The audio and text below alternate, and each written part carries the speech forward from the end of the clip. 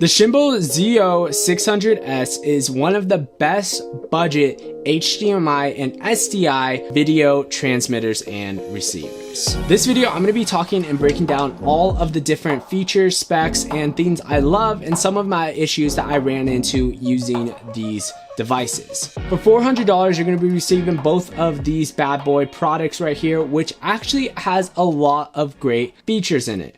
But before we dive into the testing and showing you how this product works, which I will be doing later on in the video, so definitely stick around and check that out. Let's talk about the physical build and quality of this product. For the physical body, it is made out of a hard plastic on this entire thing.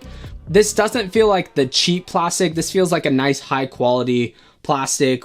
And of course, it's not a metal build for $400, but it does still feel really solid in the hands, and I wouldn't be afraid to drop this product. On both of these products, you either have the HDMI or SDI ins or out on both of them, and then next to it is a USB-C to power the device, or you can use the back of the device to pin NPF style battery to power it. On the other side, you have one of two mounting points that you can screw on to different monitors, and then finally the on and off switch. On the front of the device, you have three buttons that controls your channel monitoring. You can see your video signal, see your signal strength, and what channel number you're on. This three buttons controls that, which is pretty nice, and it's a pretty bright screen to even see during the day. So for real world testing, I was able to get that 600 feet line of sight range, which was still really impressive. It does send a 1080 60p video signal.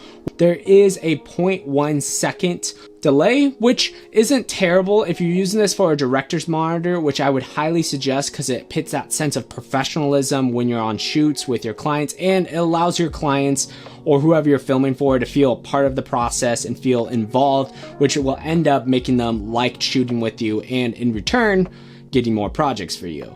In that little test that you just saw right there, that hat was probably approximately 300 feet in not a perfect condition, with trees, with a shed, with the house, with just a bunch of different things, inclines, that was creating a bunch of variables to block that line of signal. But if you had a clear line of sight, I guarantee that this product can easily get to that 600 feet, but more realistically, you can probably expect 300 to about 450 feet in a range, which is still really good for how far I was. I had pretty decent signal on the video after reviewing it.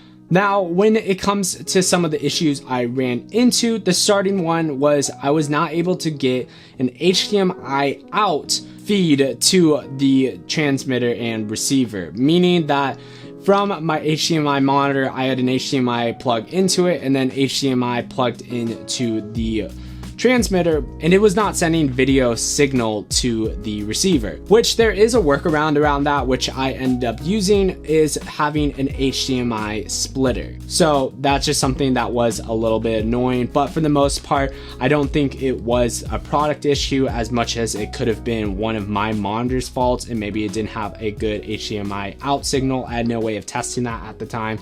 But this does work, and it's an easy workaround that only costs about like 10-15 bucks. Final thoughts here is if you're looking for a budget HDMI or SDI transmitter and receiver for videography and video production, would I recommend this? And absolutely yes, this product is amazing. Everything that I've used it for in the few shoots I have been able to test and work with this product has been an outstanding enjoyment for myself. This is perfect for anyone that is looking for something for a director's monitor specifically, and you can use it as a pull focus, but you gotta know that there is that 0.1 second of a delay, which isn't huge for me.